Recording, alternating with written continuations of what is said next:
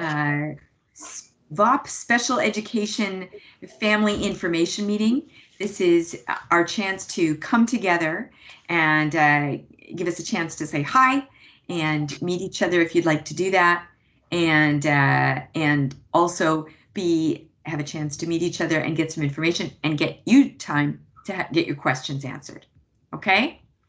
I'm Janine Roy. I'm principal of the Virtual Option Pilot Program. And if anyone would like to introduce themselves, please do so. If you prefer to leave your cameras off, that's totally up to you, but I wanted to give space at the start if families would like to introduce yourself. Okay. I'm Romel, and this is Ashley and Liliana, our little one. One of our little ones. Yeah, we have a son in 2nd grade at the VOPP with an IEP. Good to meet you all.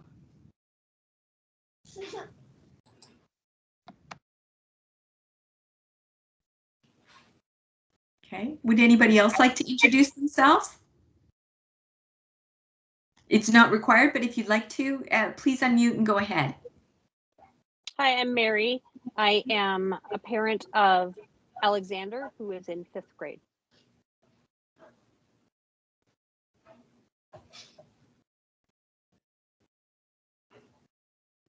Would anybody else like to introduce themselves? Hi, I'm Johan. I'm a father and speaking for Jamie as my wife as well. Our son Jagger is in 5th grade in school there.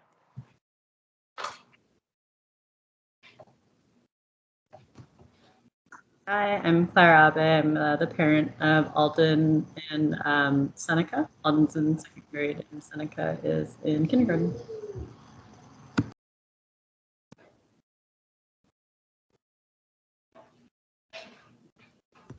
Would anybody else like to introduce themselves? Hi, my name is Evelyn Kanya.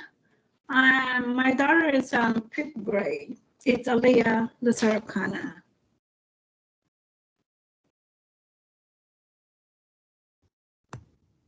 Thank you.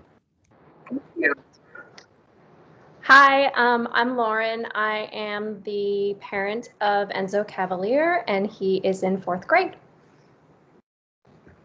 Hi. Okay. And would anybody else like to introduce themselves? You don't have to, but if you'd like to, please go ahead.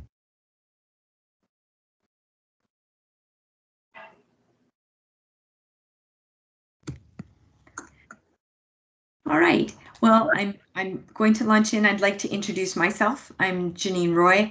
I am principal. I've been principal of Queen Anne Elementary for 5 years. And at the end of June, I was asked if VOPP would be part of our school community, and I joyfully said yes. I would love the chance to welcome this innovative program that could make such a difference for so many students. And so it's been very exciting work. I've created a school before, but I've never created a school in a very few short weeks. So it has been a steep learning curve creating this in Seattle, but it has been an adventure. For me, I'm a longtime educator from Canada. I came to Seattle because I saw the job posting for Queen Anne, and I thought this was my dream school. And I found out I qualified for a visa, and so I am a very, very happy and appreciative immigrant who lives in the United States of America, and I love living here. I have 2 children. They're both grown.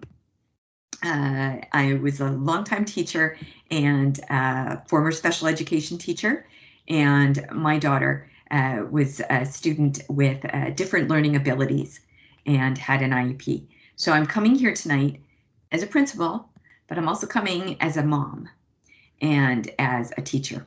And so I'm very excited to be here with you today. So I ask that as we're asking questions, because this is being recorded so that other special education families have access to this, I ask that we don't ask individual questions about children, but of course we're here to ask questions as parents and ask general questions about the program. If you have specific questions about your child's IEP, that would be a question for you and the teacher, or you and I. Okay? All right, so I'm going to share what I know as of today, tell you the story of how VOPP came to be, and go through the journey together, and freely admit that it has not been a perfect journey, but at the same time, I want you to have all the information that I have so we can move forward together, okay? So I created this PowerPoint, and huge thanks to, let's see, there we go. Huge thanks to the Makoprang family for helping me as they shared questions with me, which I found to be really helpful so that I could craft this together. And I don't see my, nope, hang on. I grabbed the wrong thing. My apologies. There we go. All right. So what I've done is I've created my general information, and then feel free as we're going along to jump in and ask me questions, or we can ask questions at the end. I'm cool with either thing. I want this to work for you. Okay? So let me share with you about the virtual option pilot program and special education information meeting and the information that I've got right now. So the VOPP story is a really unique one. So the district had been wanting for quite some time to set up a virtual program. They wanted to be able to offer this, like there are a few other districts in Washington State that have offered this, but they hadn't done it before. And seeing that there was a need in the spring, they had surveyed families and seen that there was an interest. And so I was contacted at the end of June and joyfully welcomed VOPP to our school community. Queen Anne was chosen because of our philosophy, our equity-centered approach, our focus on social emotional learning. I think the fact that I had been involved in the startup of 2 schools in Canada had been an added benefit, and so I joyfully welcomed VOPP into our community. There was intense work done in the summer, as you can imagine, that we sent out an offering to families to say, if you would like to register, please fill out this form here at the end of July. And then families were being welcomed. I launched into hiring because you can hire once you know your enrollment. Special education staffing were allocated to the VOPP program. Hiring was done for that. I was also bringing in resources and figuring out school supplies and figuring out the rooms people were going to work in, and figure out all of the details from we needed to order chairs and desks for our virtual staff to headphones to what special resources were needed. So there were a lot of moving parts, and it was not the typical process that it would be set up as. Typically, when a school program is created in the district, there's a year's planning that goes into it. And we were being responsive, and we were trying to move as quickly as possible. But it was not without its bumps in the road.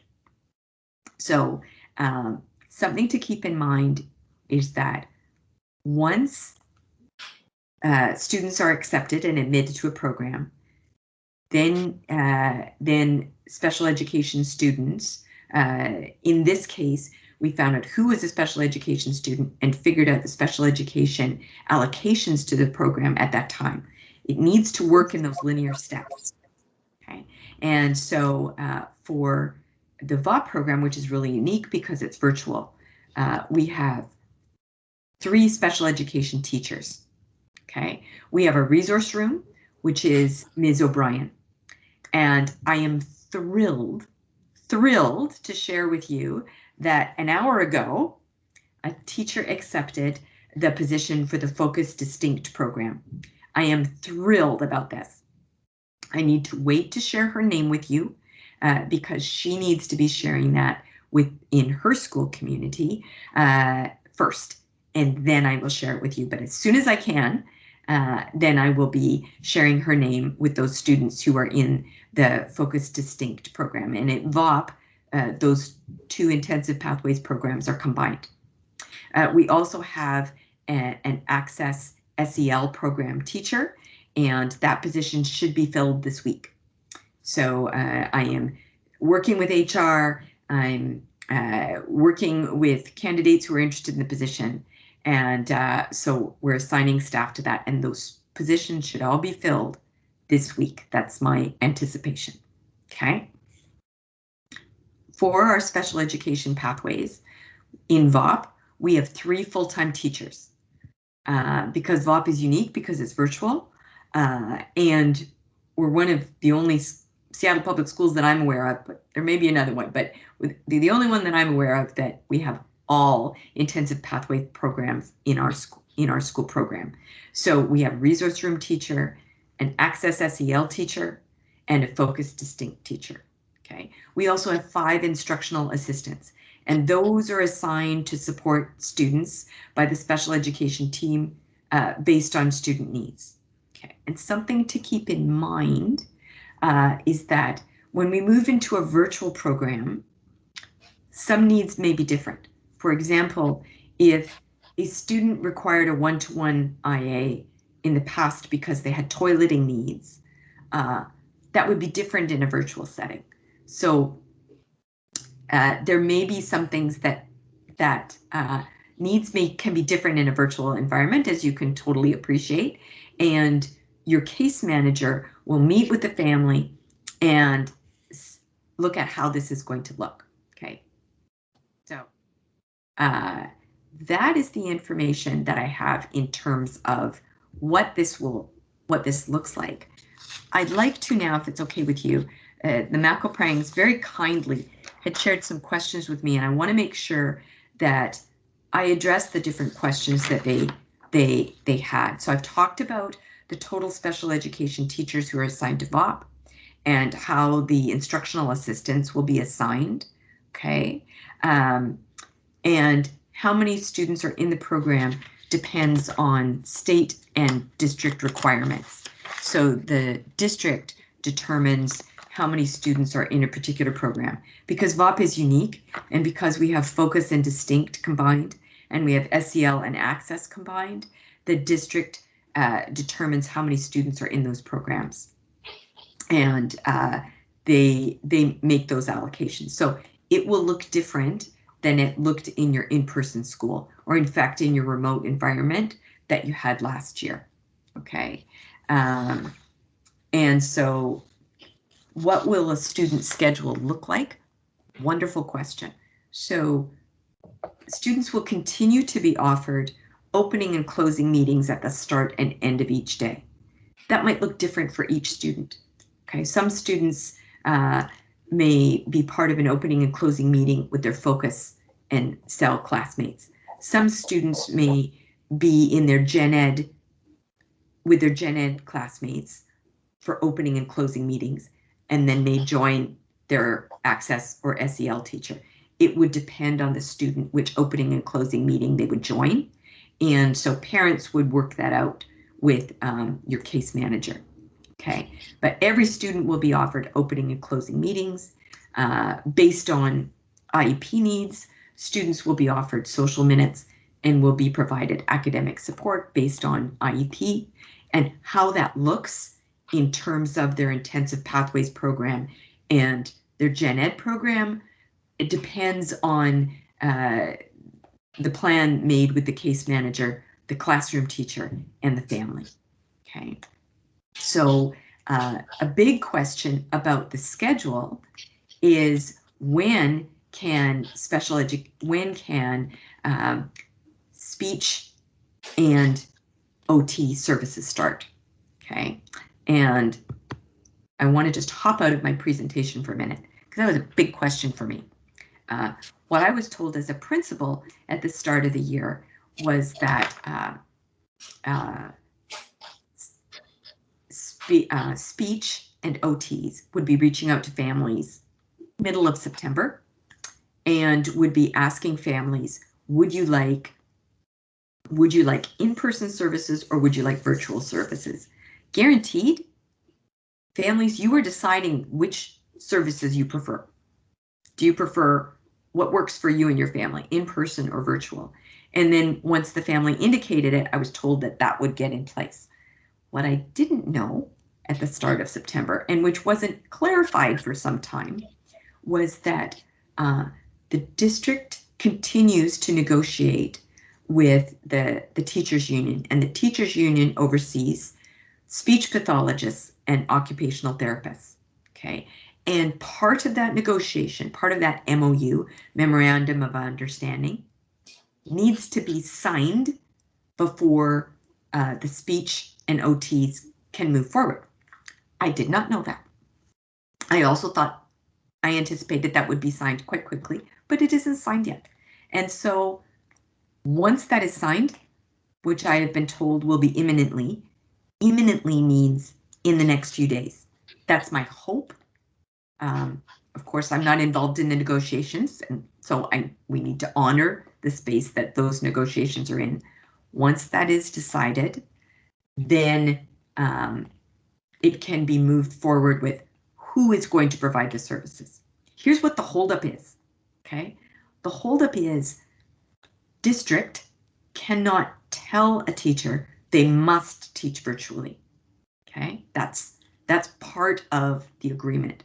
Teacher can be offered that position, but they can't be directed to take that position.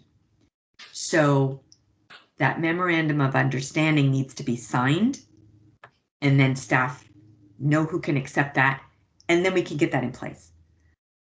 For me, I have to take a deep breath because I really want those services to begin as quickly as possible. That being said, we always have to uphold contractual obligations. That's the district's job.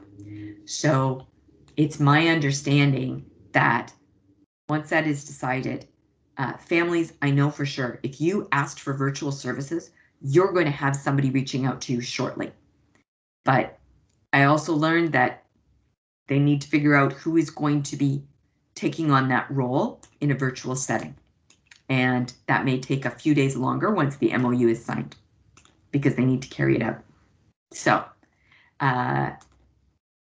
I anticipate that we will all know, hopefully, who our 3 special education teachers are. I anticipate we will know who 2 of them are.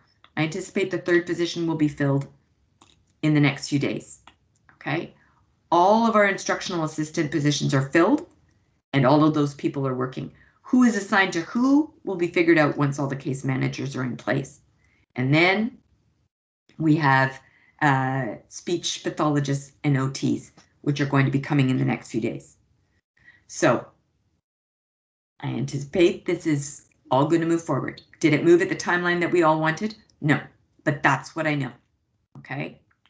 And so this is what I know. I'm just going to jump in. Ramel, do you want to ask your question about this piece, or do you want me to look at your other questions that you'd shared with me? Can I ask a question? Please do. Typically for a focused classroom, and this is what Teresa Swanson indicated, there's a ratio of 1 teacher and 2 IAs for about 10 students. Is that the plan here? I'm trying to piece together how 5 IAs serve 50 kids with at least 2 being dedicated to 10, or right. Yeah, to 10 kids. Okay. So you've asked a really good question. I do not know the answer to that question. So can I please find out? Yep. Okay. And then also with, I don't know a lot about distinct program. How well do those 2 programs combine, and what age groups will they serve? Is it a focused classroom with K through 5? How are they going to meet the academic rigor? Yeah, just I think between focus and distinct, there are differences maybe in academic rigor. And what is the plan to make sure that the programming with combining 2 classrooms across all ages is actually going to serve all the kids? Okay, so the special education department assigns staff and says this is how we're going to do it. In the virtual option pilot program, as in most programs that I understand, intensive pathways programs can definitely be multi-age. They're going to be unique for each student because each student has different academic, emotional, and social needs. When we have our staff in place, then I work with then the district team works with teachers to set up how this works. Okay, so case managers will be connecting with families and saying, this is what it will look like for your child. Each child has very, very unique needs. So we'll need to be setting this up on a student by student basis as we look at who are the students in the program and what their needs are and how those needs will be met. Okay. Okay. And so you know, that's a really good question. I'm gonna put this down as things I need to ask the special ed department. Who in special ed is making the decision? and who in special ed is making the decision? Is it Teresa or Tara? Very good question. So Teresa Swanson is our program director for Queen Anne Elementary. Okay. And Dr. Tara Patrick is her supervisor. But who exactly makes that determination, I do not know. So I will find that out and follow up for you. But I know the special ed department, they work together as a team and they figure that out. You can understand that it's a unique situation as we have all of these programs within the virtual option pilot program. So it is unique and it very well could look different than an in-person program, and it will. Okay. So, and one last question, and then I'll let you go on. Do you know the breakdown of students assigned to each of those rooms? That depends on the program, and so your case manager will be talking with you about that. It's determined by state and district requirements. Okay. But I mean, just the number of students. And again, that's determined by district and state requirements. So your case manager will be telling you how many kids are in the program. I don't have that myself. Those requirements are that there should be more than 14 kids in a classroom. All right. So I just want to double check and make sure that I've addressed, because you had kindly shared some questions with me, and I just want to make sure that I address all of them. Okay. And caseload depends on the program the teacher is supporting, and caseload assignments are made based on the program. Okay, so your case manager will connect with you on that. All right. And I think I've gone through, and I think I've addressed all the questions you very kindly shared with me, Ramel. Does anybody else have other questions for me? Because that's what I'm here to answer.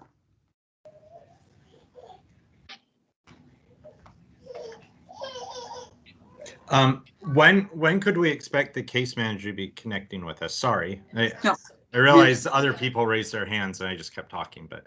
Okay, all right. So let me go in the order that I see them. Okay, but just to let you know, so our resource room teacher has started, Ms. O'Brien. She will be connecting. She's the case manager for resource room students.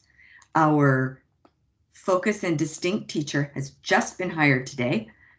I anticipate that once she tells us her start date, which will be in the next few days, then she will be in touch with the students on her caseload. And then once the Access SEL teacher is hired, then that person will be in touch. So for both those programs, I'm guessing it would be next week. Okay, for resource room, Ms. O'Brien has started. And I'm going to look on,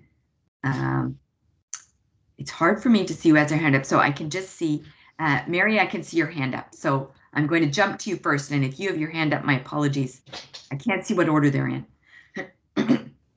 Thanks. My question goes back to the OT PT speech.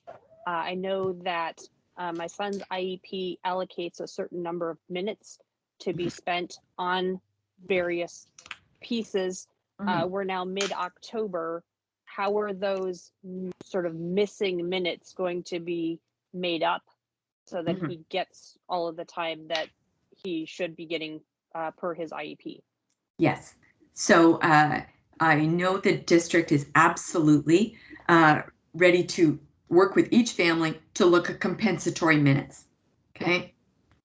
So the district will work with you and the case manager to figure out a compensatory minute agreement. I think it's called a compensatory agreement or compensatory minute agreement. Okay. We want to make sure that we look at these pieces, and it's okay. That's really important. Okay. Right. And I see another hand is up.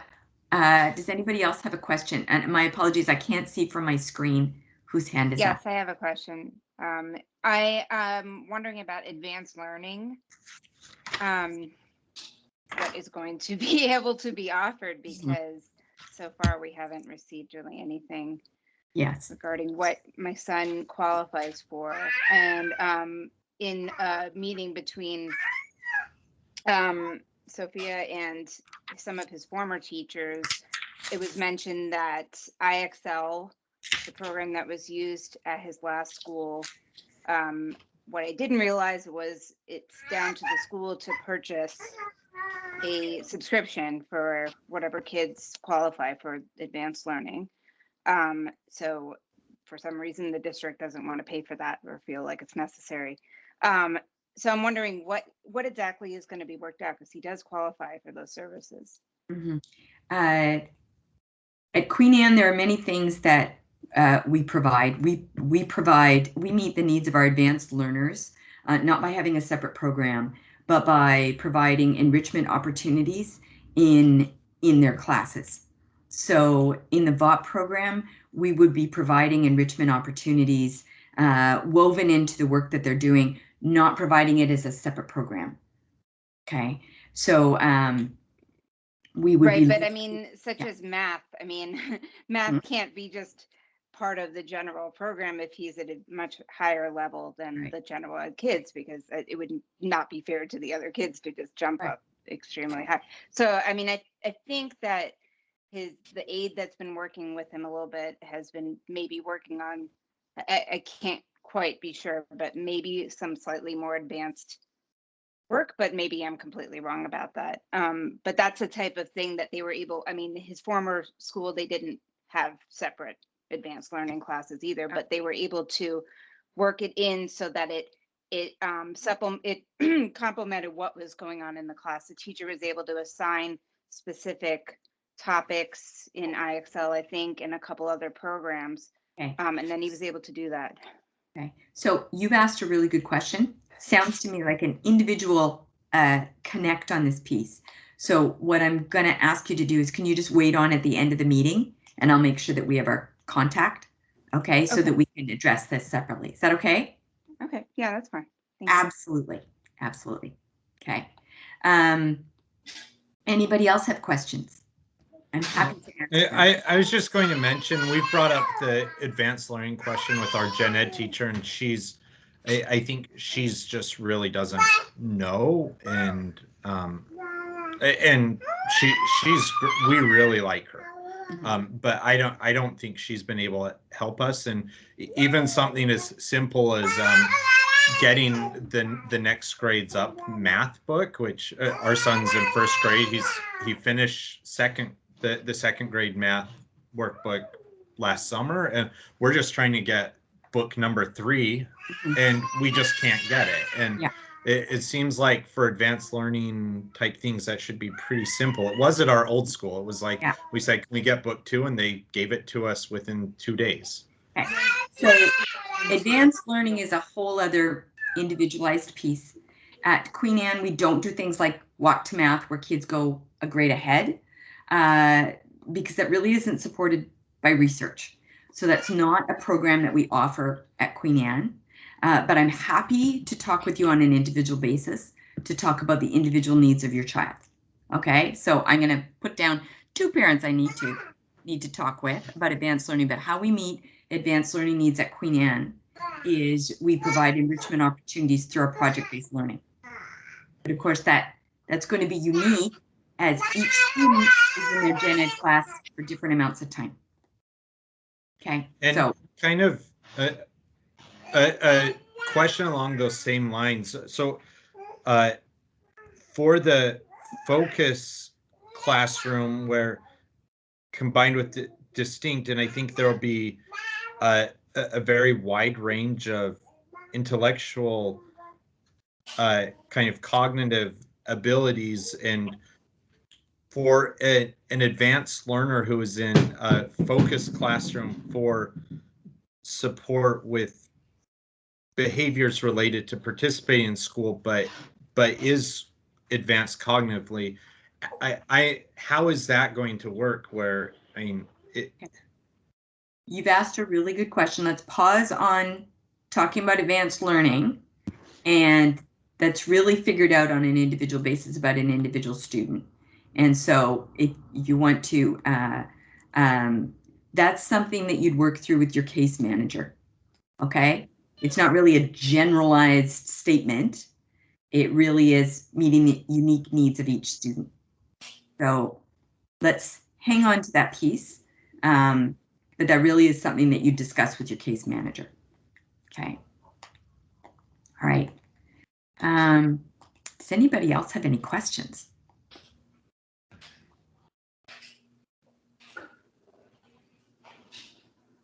Can I jump there in was a with question in the chat? Oh, thank you. And I didn't see it. Thanks for noticing that, Mary. I appreciate that. Okay. So Claire, thank you so much for how do you apply. So your case manager will be talking with you, and that will be one of the first things they talk about. Okay. So when we talk about compensatory services, and I think, but I'm not exactly sure, but I'm just going to say it here so that we're all using the same language.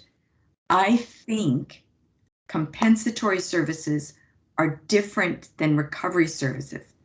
I just want to put that there just to make sure that parents, when you're talking with your case manager, I might be wrong. They might be one and the same. But you are correct. They are different. Thank you. Thank you. And the difference is recovery is making up for lost services due to COVID, which was no one's fault. Compensatory education is specifically minutes owed to a family because the district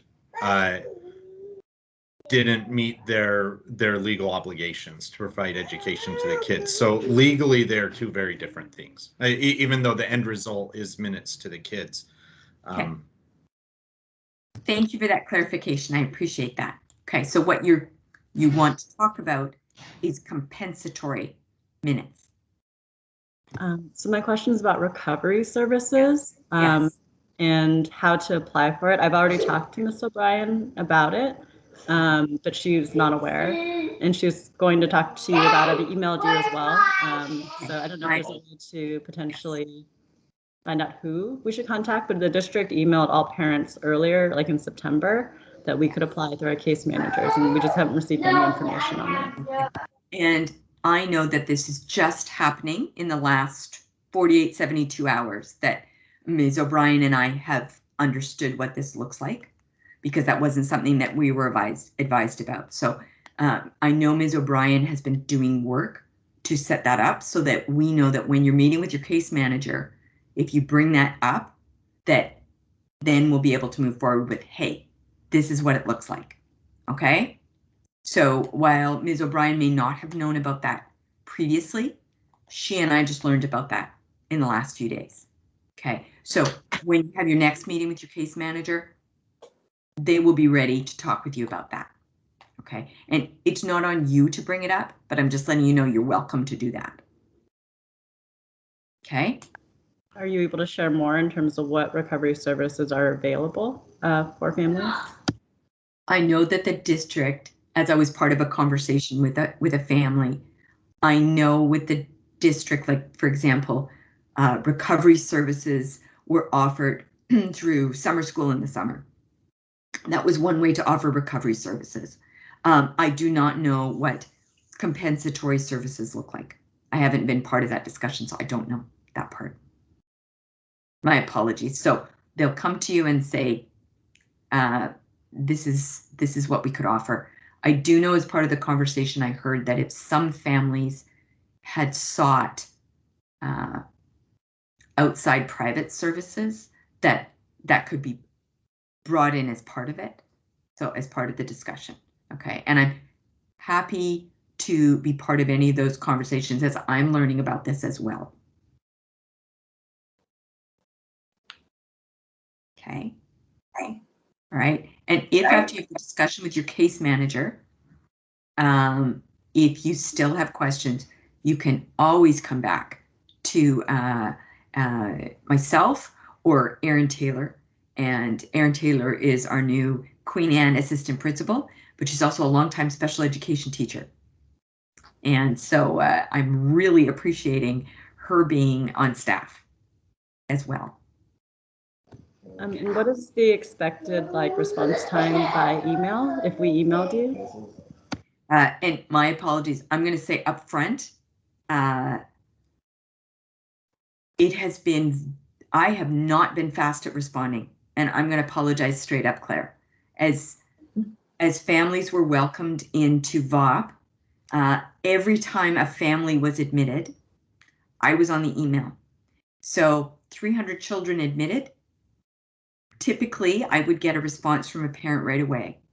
I also had a number of families reaching out because there were a number of families in emergency situations at the start of the year. I had a number of families with special education questions. I had families who suddenly had found out their child had been diagnosed with something and they'd come into VOPP, so they were dealing with many things. And that's no excuse. I apologize. I pride myself on being responsive for parents. And this was an extraordinary time, and I did not get back to people in a timely manner. But I'm going to be straight up. I had to triage.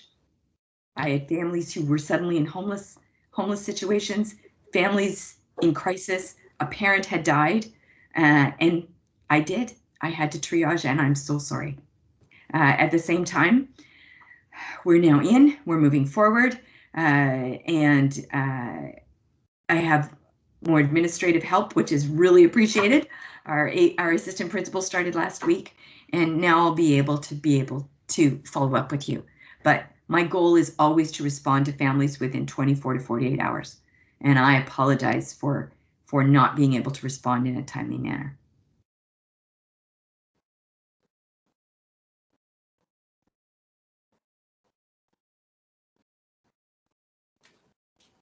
I have another question related to the meal services that were available. I heard from the bus driver that they were discontinuing meal services and received no communication from the district or the school regarding that. So I'm wondering what the status of that is and if you have any more information. Thank you for raising that. I had not heard that at all. Amazon, but they've been incomplete. I know that bus routes have been significantly impacted. I had not heard that this was going to impact meal services. So I will be following up on that immediately. Thank you for letting me know that a driver had said that. Oh my goodness. So a driver told me on Thursday that that they were no longer providing meal services, that Amazon was taking that on. Okay. And I called then on Monday because I didn't hear anything from the district or anyone. I called Monday and the transportation department confirmed that's correct. We are no longer providing meal services. I did receive an Amazon delivery today, but I don't know if that's to replace the entire week's worth or what the plan is for that. Okay. We are food secure, but the meal is certainly helpful. So I wanted to ask about it. Yeah. But we're not in danger of going hungry, but I just wanted to find out what the status was. We received one last week from Amazon, but not today. So I emailed the person who had emailed notifying me that we were going to be receiving it, but just now because I forgot to do it earlier today. But yeah, I mean, I don't know what that was for. Well, I thank you very much. I will update everybody. I had not been informed that Amazon was taking this over. And so I will follow up immediately after this and update you, because it's really important that I'm communicating this, because there are many VOPP families that rely on the lunch program, that access it. So I thank you very, very much for letting me know that. I am so sorry that that was not clearly communicated.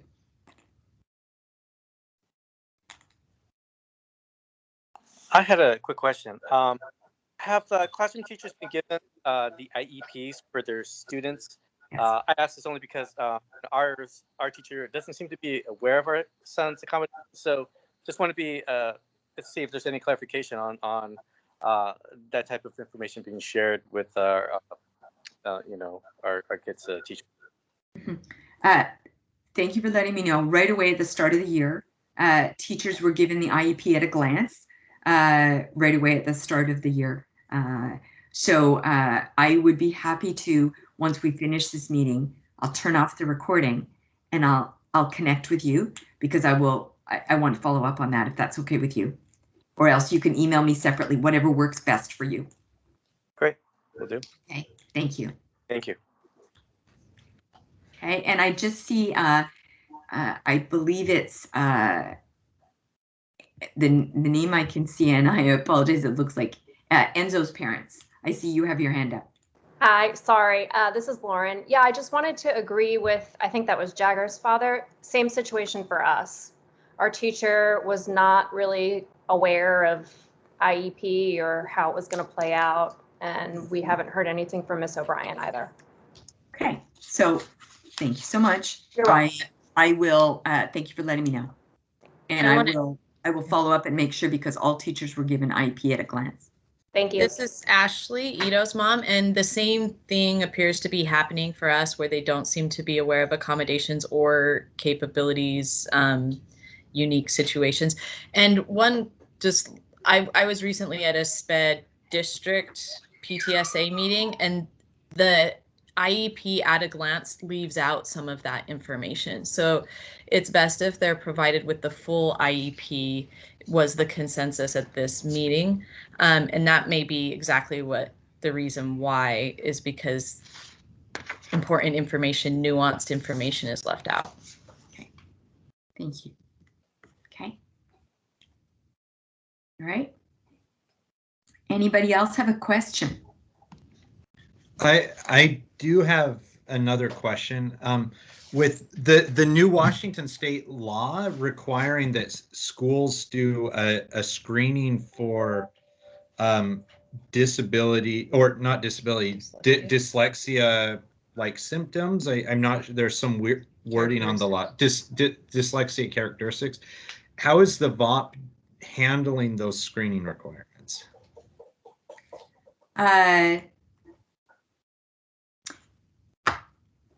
Good question. All of our VOPP Gen Ed teachers are doing a DIBELS assessment, which is a screening tool for that piece. That would be different than in a intensive pathways program, where a child has gone through individualized educational assessments to screen. So that would be different. So this would be for Gen Ed community screening, because intensive pathways students have already had the individual evaluation assessments. Yeah. Well, what would our son had his last assessment when he was 4, so that it wasn't really done. What was the name of the screening tool again? The screening tool that Seattle is using is called DIBELS.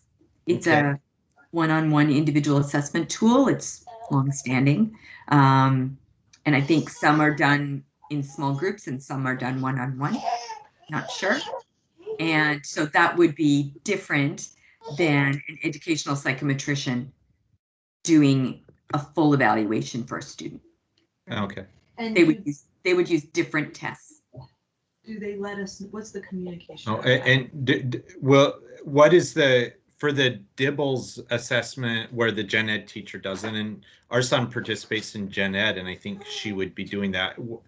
What would the communication be from her? Only if there's like a concern, or? Classroom teacher would reach out if there was a concern. It's used as an information tool to help teachers know where to focus on for instruction purposes. So learning more about how a child is learning initial sounds and that kind of thing. Okay. And okay. One other quick follow-up question. This is related. There's also a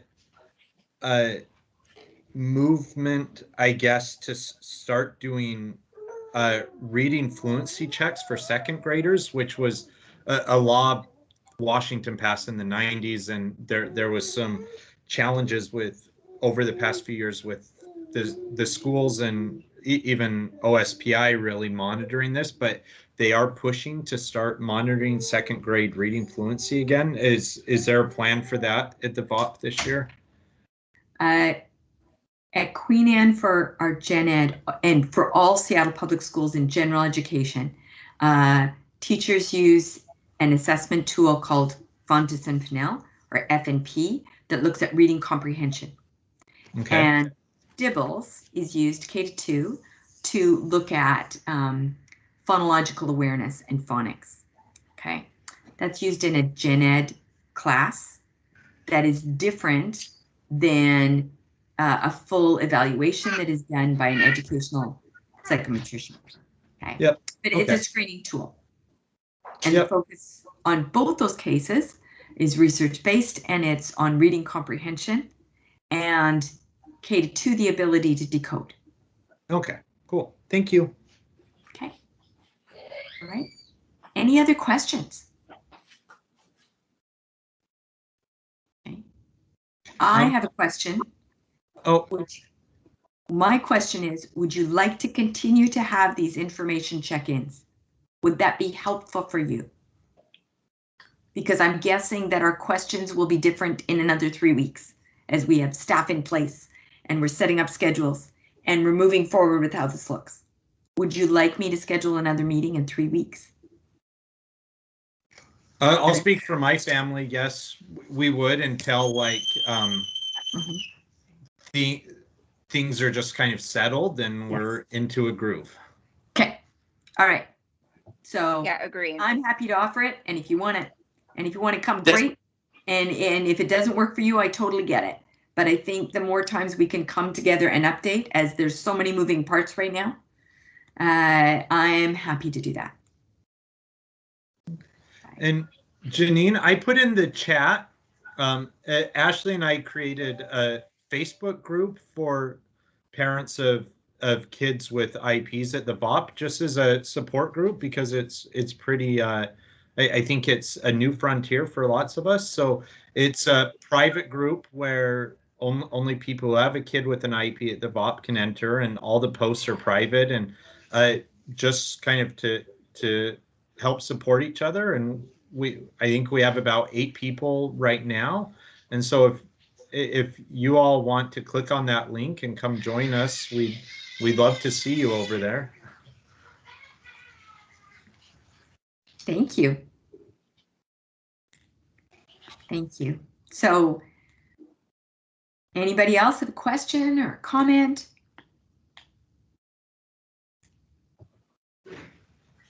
I thank you so much for joining me here today. This has been a huge learning curve as we've moved through these uncharted waters. I keep saying to each other that we are pioneers as we're creating this together. And my goal is to create something that really works for your children, both for the short term and in some cases at your choice, it may be for the long term, that this works really well for your child. So I thank you for your partnership. I thank you for your patience and for your flexibility. And I look forward to lots of meetings where we are getting many things accomplished. We have a lot more knowns than unknowns. And I'm looking forward to getting into the business of focusing on your child's learning and growth. Okay. Thank you. So I thank you so much. I'm happy to stay on here. I'm going to shut off the recording.